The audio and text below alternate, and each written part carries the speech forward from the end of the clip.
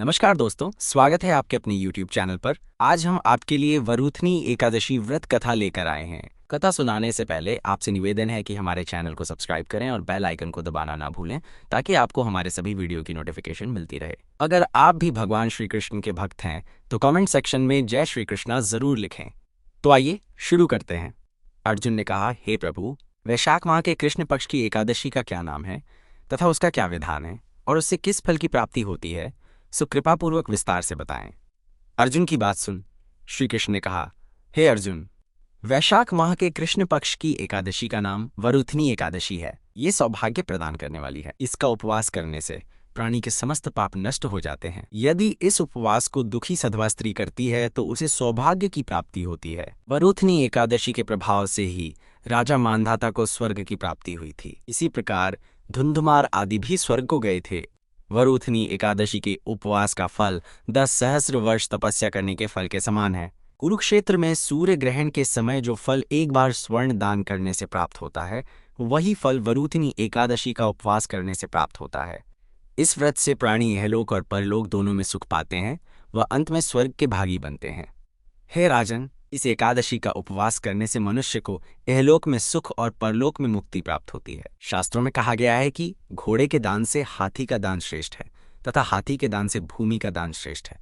इनमें श्रेष्ठ तिलों का दान है। तिल के दान से श्रेष्ठ है स्वर्ण का दान तथा स्वर्ण के दान से श्रेष्ठ है अन्न दान। संसार में अन्न दान से श्रेष्ठ कोई भी दान नहीं है। अन्न दान से पितृ, देवता, मनुष्य आदि सब तृप्त हो जाते हैं। कन्यादान को शास्त्रों में अन्न दान के समान माना गया है। वरुथनी एकादशी के व्रत से अन्नदान तथा कन्यादान दोनों श्रेष्ठ दानों का फल मिलता है। जो मनुष्य लालचवश कन्या का धन ले लेते हैं या आलस्य और कामचोरी के कारण कन्या के धन का भक्षण करते हैं, वे प्रलय के अंत तक नरक भोगते रहते हैं या उनको अगले जन्म में बिलाव योनि में जाना पड़ता है। जो प्राणी प्रेम से तथा यज्ञ सहित कन्यादान करते हैं, उनके पुण्य को चित्रगुप्त भी लिखने में असमर्थ हो जाते हैं। जो प्राणी इस वरुथनी एकादशी का उपवास करते हैं, उन्हें कन्यादान का फल प्राप्त होता है। वरुथनी एकादशी का व्रत करने वाले को दशमी के दिन से निम्नलिखित वस्तुओं का त्याग कर देना चाहिए।